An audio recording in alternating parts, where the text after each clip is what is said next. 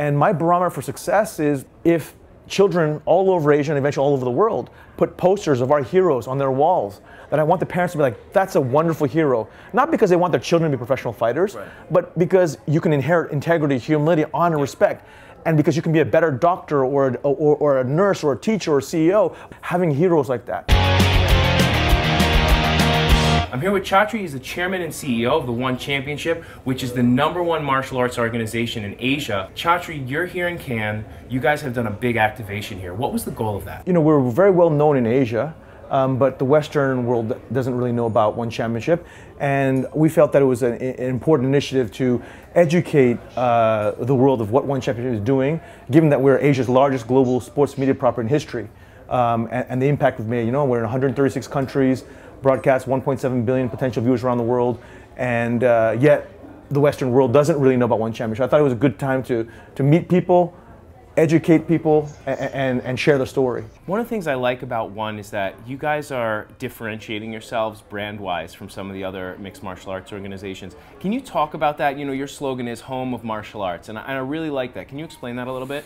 I've been in martial arts for all of my life. You know, 30 plus years. I train every day. I still train. I actually just trained a couple hours ago. And I feel that our Western counterparts have misrepresented what real martial arts is about. Real martial arts, at least in Asia, and you know, Asia's been the home of martial arts for 5,000 years. It's not about fighting or violence. It's not about pay-per-view dollars, you know, the way the West has characterized things.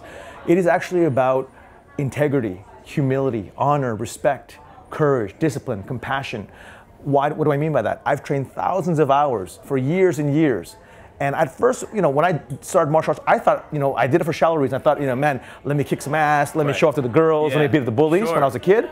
But I realized after decades of training, it's like the real beauty of martial arts is these incredible values.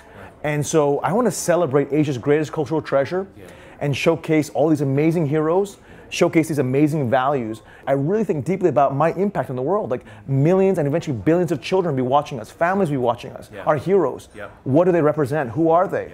And my barometer for success is if children all over Asia and eventually all over the world put posters of our heroes on their walls, that I want the parents to be like, that's a wonderful hero. Not because they want their children to be professional fighters, but because you can inherit integrity, humility, honor, respect. And because you can be a better doctor or a nurse or a teacher or a CEO, whatever your dreams are as a child, having heroes like that. And that's how I think about One Championship. And again, it's very, very different, 180 degrees opposite from what our Western counterparts do. Yeah, where maybe it's more about becoming the biggest, the best, driving the fanciest car. And I think also probably a lot of your fighters are coming from very humble beginnings. Yeah, for sure. Yeah, I mean, that's the other thing too. It's like, in Asia, why are you a professional fighter? It's because you were born in an orphanage. It was because your parents were illiterate. It's because you were born in the bottom rungs of society. You never had the opportunity to even go to school. And so, you know, there's a lot of free martial arts training everywhere all across Asia. So you bury yourself into the martial arts so that you can unleash your potential as a human being. You know, martial arts in Asia, it's a way of life. It's the warrior way of life. It's not some pay-per-view, you know, breaking a bus with a dolly and all this, you know, it's the real deal. You know, it's the real deal. Right, and I just, so. Very cool. Just to kind of wrap things up, you know, and this is out to the guys in my home gym in Brooklyn, New York. When you have young fighters all across the world, not just in Asia, you have people in the US, Europe, Africa, and you know, these guys, I think for them, One could be a very feasible route for them. What's your advice to them to get on your map, to get on your radar, and maybe come out and start competing in some of your fights? Right, so about 40% of our athletes come from non-Asia, so meaning the US or Europe or Africa or Latin America.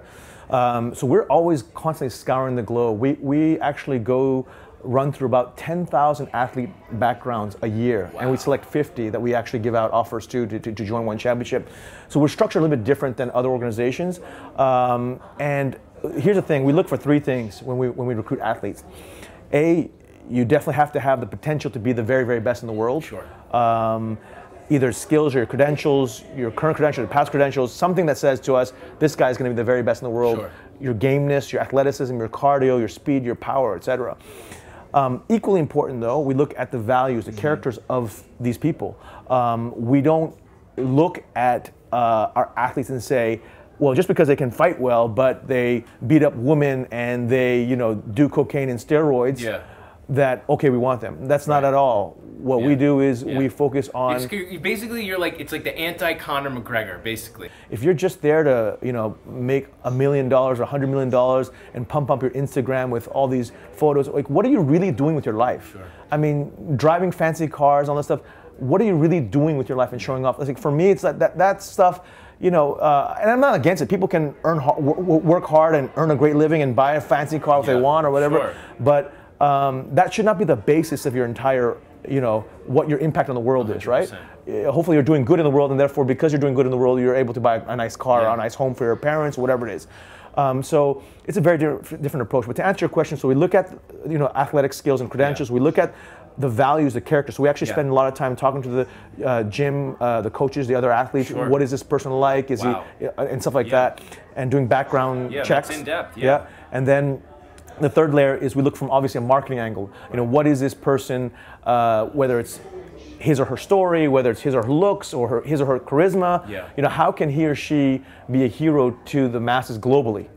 So we're not just looking for Asian heroes in Asia, but we just happen to start in Asia. And obviously, we are the home of martial arts, given that Asia has been the home of martial arts for 5,000 years.